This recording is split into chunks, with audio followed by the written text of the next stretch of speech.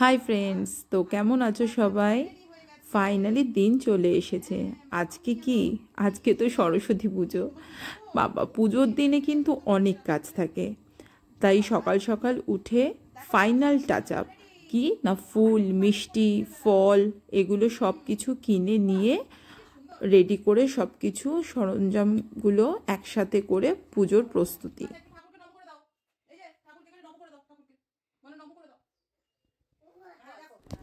যেহেতু আজকে ছুটির দিন আর ছেলে আমার কাছেই একটু টাইম স্পেন্ড করতে ভালোবাসে, তাই তাড়াতাড়ি ওকে চান টান করিয়ে দিয়ে ন্যানির কাছে হ্যান্ড ওভার করে দিলাম, কারণ এরপরে আমাকে সব গোছগাছগুলো করতে হবে।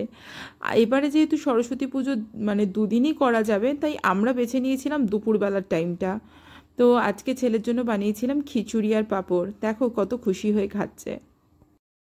ওকে খাইয়ে দিয়ে ঘুম পাড়িয়ে তাড়াতাড়ি আমি চান ঠান করে নিয়ে একদম রেডি হয়ে গেলাম। একটু আজকে অন্যরকমভাবে সাজলাম। বাড়িতে পুজো থাকলে না একটু সাজতে ইচ্ছে করে, তাই আমিও সেজে নিলাম।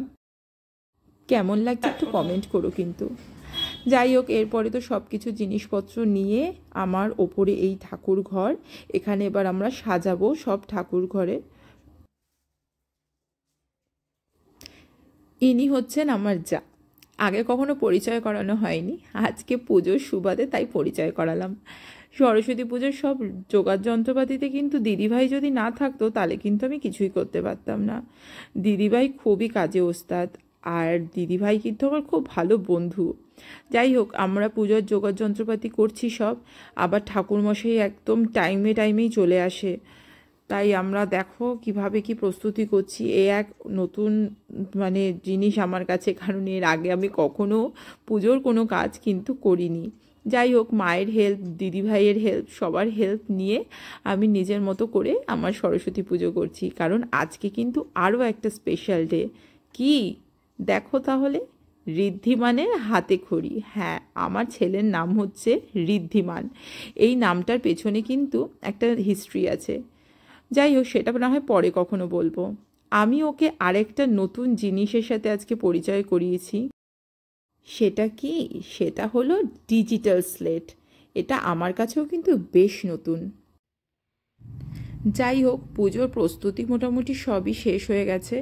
এবার শুধু ঠাকুরমশাই আসার পালা, আর পুজো কখন শুরু হবে সেই অপেক্ষা করা। আমাকে সবাই একটু কমেন্ট করে জানিও কিন্তু, যে আমার এই যে প্রথম সরস্বতী পুজোর প্রস্তুতি কেমন লাগছে তোমাদের। আমি খুব এক্সাইটেড, নিজের হাতে সব কিছু করছি। যাই হোক, হ্যাঁ, যদিও বড়দের হেল্প নিয়ে, একা একা নয়। তাও তোমরা আমাকে জানিও কেমন লাগছে আমার এই সাজানো গোছানো সব কিছু, সাজ সরঞ্জাম নিজের হাতে করেছি তো, তাই একটা আলাদাই এক্সাইটমেন্ট। Thank you.